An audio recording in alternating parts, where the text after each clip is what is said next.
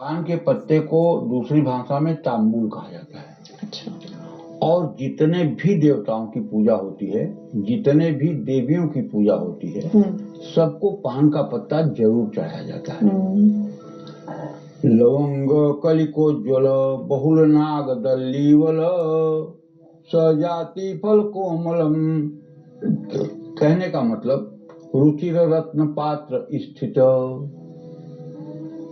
भगवती को भी जब नैवेद्य अर्पित किया जाता है तो उसके बाद पीले पान के पत्ते का बीड़ा भी अर्पित किया जाता है। भगवान कृष्ण हो या विष्णु, हनुमान हो या शिव, सबको पान का पत्ता अर्पित किया जाता है। नियम तो अर्पित यह है कि पान के पत्ते का बीड़ा बनाकर उसमें लौंग की कली चुभोकर तब भगवान के सामने प्रस्तुत करना चाहिए।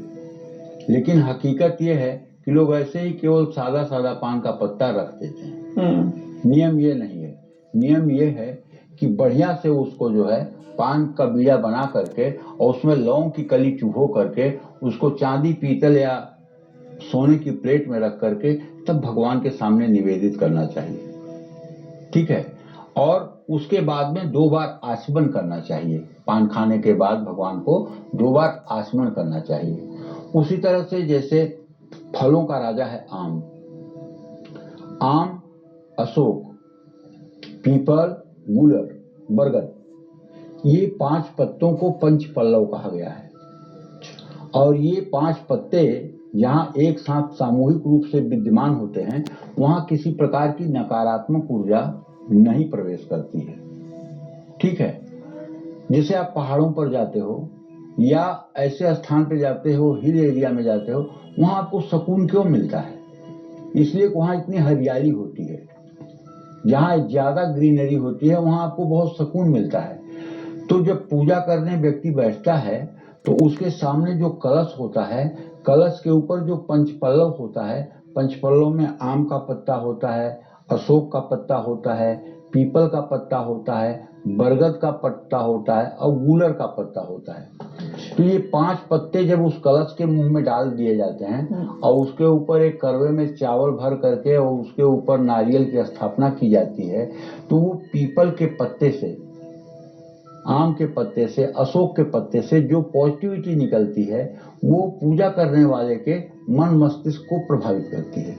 और यदि ज्यादा दिनों का अनुष्ठान हो तो आप जानती हो दिव्या, नवरात्रों में आपने देखा होगा कि लोग कलश के नीचे खेतड़ी बीजते हैं, जिसको धान्य रोपण कहते हैं। जी। ठीक है। यहाँ दिल्ली की भाषा में खेतड़ी ही बोलते हैं, लेकिन मतलब हम लोगों के यहाँ उसको कहते हैं धान्य बोना। तो 7 तरह के अनाज ले करके और बालू और मिट्टी में मिला करके और उसको मतलब कि गोलाकार कटोरे का आकार देकर उसमें कलश स्थापित करते हैं और उसको रोज जल से सींचते हैं। उसमें जब मतलब कि पौधे निकल आते हैं तो वो बहुत जल्दी 2-3 दिन के अंदर ही निकल आते हैं, इसलिए एक दिन पहले ही उसको भिगो करके रखा जाता है ताकि जल्दी मतलब कि पौधे निकल आए। तो उससे भी नेगेटिविटी दूर होने लगती है, उन पौधों से भी नेगेटिविटी दूर हो सकती है। क्यों, आपने सोचा कभी खेतड़ी क्यों बीजी जाती है? उसका क्या अभिप्राय है? वो कोई फसल तो है नहीं, उससे कोई अनाज तो पैदा नहीं होगा। घर की उन्नति प्रगति। हाँ, तो घर की उन्नति प्रगति तभी होगी जब उसके अंदर पॉजिटिविटी होगी, जब वो वायुमंडल को पॉजिटिव करेगा। देखिए, घर की उन्नति और प्रगति किसी वस्तु से नहीं होती है। घर की उन्नति और प्रगति जो होती है आपके अंतर जगत के परिवर्तन से होता है। समझ रहे हो ना? आप मुझे कितना बढ़िया कपड़ा पहना दो, कितना बढ़िया सोने का मुकुट लगा दो, कितना बढ़िया सिंहासन पे बैठा दो, लेकिन मेरे पास देश के बड़े बड़े दिग्गज आकर के लाइन नहीं लगाएंगे।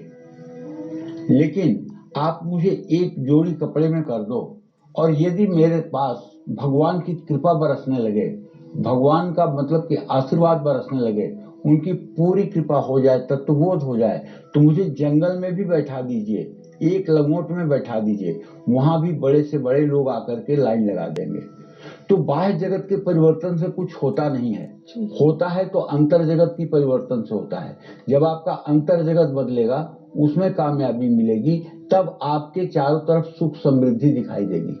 जैसे फूल में पराग आता है तो भंवरों को निमंत्रण थोड़ी देना पड़ता है कि आ जाओ मेरा पराग चूसने के लिए, भंवरे अपने आप आते हैं। उसी तरह से जिस दिन आपके अंदर योग्यता आ जाती है, दुनिया आपके पीछे भागती है।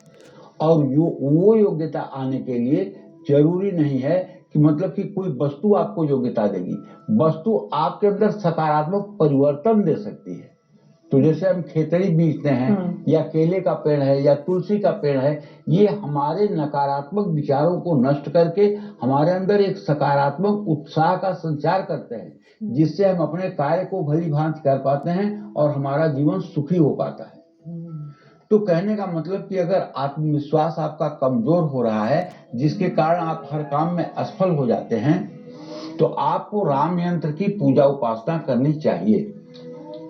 राम यंत्र की पूजा से आत्मविश्वास बढ़ता है और सफलता मिलती है। राम यंत्र की पूजा से जीवन में सुख शांति का वास होता है। लाल चंदन, केसर, हल्दी और शहद का घोल बनाकर सोमवार को केले के पत्ते पर राम यंत्र बनाएं। मंदिर जाकर राम रक्षा स्तोत्र का पाठ करें। केले के पत्ते पर बने राम यंत्र को घर के उत्तर पूर्व दिशा में स्थापित करें। एक तो ये बात हो गई। ये रोज रोज करने में लफड़ा है, मैं जानता हूं ना। इस समय मनुष्य कितना आलसी हो गया है कि उसको मतलब कि पूजा विधान में बहुत अटपटा लग रहा है। तो मैं आपसे एक निवेदन करता हूं, आप मेरे निवेदन पर ध्यान दें और जरा 1 मिनट ध्यान हो करके आप सोचें कि आप अयोध्या पहुंच गए हैं। आप अयोध्या में सरजू में स्नान कर रहे हैं। सरजू में स्नान करके आप निकल करके साफ वस्त्र पहन रहे हैं, सूर्य को अर्घ दे रहे हैं और वहीं से आप तुलसी की माला पर ओम नमो भगवते वासुदेवाय कहते हुए आप प्रस्थान कर रहे हैं। आप पहले आते हैं हनुमानगढ़ी, वहां आप हनुमान जी का दर्शन करते हैं। उसके बाद वहां से निकल करके आप राम मंदिर आते हैं। राम मंदिर के प्रांगण में आप खड़े हैं। वहां आप देख रहे हैं कि एक दिव्य सोने का सिंहासन है, जिसपे पीले रंग के मखमल के मतलब कि आसन बने हुए हैं और दोनों तरफ पीले पीले मसनद रखे हुए हैं और पीछे भी पीली पीली 2 तकिया रखी हुई है। और उस सिंहासन पर दाहिने तरफ प्रभु श्री राम और बाएं तरफ जगत जननी जगदम्बा। प्रभु श्री राम पीले वस्त्र में, पीत वस्त्र में, और मां जगत जननी जानकी नीले वस्त्र में धारण किए हुए बैठे हैं। आप वहां जा करके उनके चरणों को पानी से धो करके और उस पर फूल कमल का और अक्षत डाल रहे हैं और उसके बाद उनके माथे पर आप सफेद और लाल चंदन से वैष्णव संप्रदाय वाला तिलक लगा रहे हैं। आप उनके गले में गुलाब की, कमल की, गेंदे के फूल की, तुलसी की माला पहना रहे हैं। इसके बाद एक पीतल के पात्र में सुंदर धूप जला करके आप उनकी 3 बार जो है धूप से आरती कर रहे हैं। इसके बाद आप दिए में घी डालकर और उसकी ज्योति जगाकर 3 बार आप उनकी दिए से आरती कर रहे हैं। इसके बाद हाथ धो करके एक सोने के थाली में बढ़िया बासमती का पका हुआ चावल, दही, खीर, घी और खाद्य सामग्रियों में जो आपको सात्विक लगती हो उसे रख करके, तुलसी का पत्ता रख करके आप प्रभु श्री राम के सामने दिखा रहे हैं। दूसरी थाली जगत जननी जगदम्बा को दिखा रहे हैं और चांदी के गिलास का पानी उनको अर्पित कर रहे हैं। इसी तरह से आप काले और सफेद अंगूर थाली में रखकर उस पर तुलसी का पत्ता रख करके प्रभु श्री राम को, जगत जननी जगदम्बा को अर्पित कर रहे हैं। और इसके बाद एक प्लेट में 2 पान के पत्ते, 2 गिलास में पानी लेकर एक पान का पत्ता श्री राम को, एक पान का पत्ता जगत जननी जगदम्बा मां सीता को अर्पित कर रहे हैं। पानी की गिलास अर्पित कर रहे हैं और उसके बाद ये करने के बाद आप एक बढ़िया पीतल का ऐसा दिया जिसमें 5 दिए की बत्ती बनी हो, उसे जला करके आप प्रभु श्री राम और जगत जननी जगदम्बा मां सीता की 7 बार आरती कर रहे हैं। आरती करने के बाद आरती भगवान की तरफ करके फिर अपने भी देख रहे हैं और उसके बाद हाथ धोकर हाथ में कमल का फूल पूरे अंजलि में लेकर प्रभु श्री राम के चरणों पर रख करके अपना माथा उनके श्री चरणों पर, नीले नीले वर्ण के जो उनके कमल पान के पत्ते के रंग के जो उनके चरण हैं, उस पर आप अपना सर रख रहे हैं और गौर वर्णीय एकदम श्वेत गौर परिधान में माता जगत जननी जगदम्बा सीता के चरणों में कमल का फूल रख करके आप साष्टांग प्रणाम कर रहे हैं। अगर ये भाव आप रोज बनाना शुरू कर दीजिए सुबह शाम, तो मैं दावे के साथ कहता हूं, दुनिया का कोई उपाय मत करिए, दुनिया का कोई उपाय मत करिए। साल 2 साल में ऐसा दिन आएगा जब आपके अंदर सारे अच्छे सात्विक गुण अपने आप विकसित हो जाएंगे। आप मेरी बात मान लीजिए।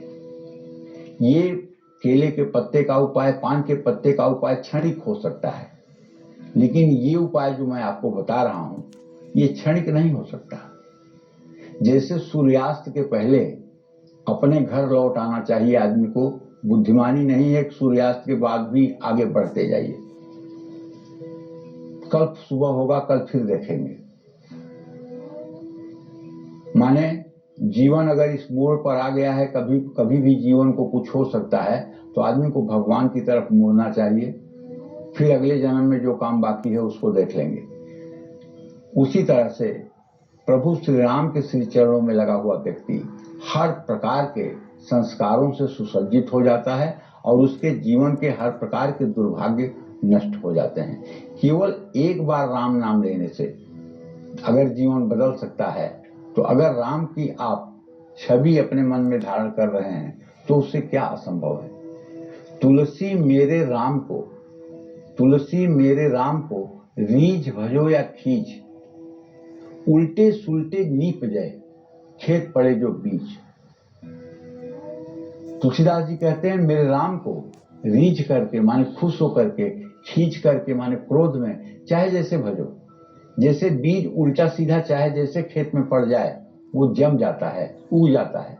उसी तरह से ये आपके शरीर रूपी खेत में राम नाम रूपी बीज जब पड़ेगा तो ये अंकुरित होगा, बशर्ते उस